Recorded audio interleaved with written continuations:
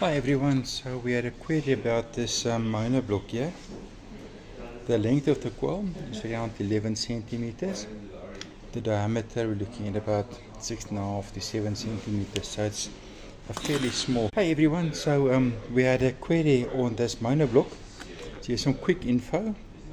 The coil length is around 11.5 centimeters. The diameter is around 6 centimeters. So these coils are actually quite small. This whole transformer can almost fit in my hand. On low frequency transformers they tend to be a lot bigger.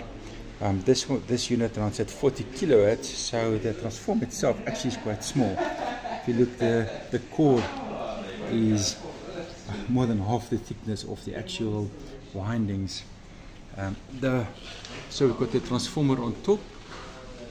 In the middle we have the bridge rectifier and the capacitors, and then at the bottom of the unit, which is about 12 centimeters, is the actual X-ray tube that generates the X-rays. It's got lead around it to stop X-rays from going out towards the sides and the top, forcing X-rays only to exit through that little hole there in the bottom. I hope this helps a bit on this unit.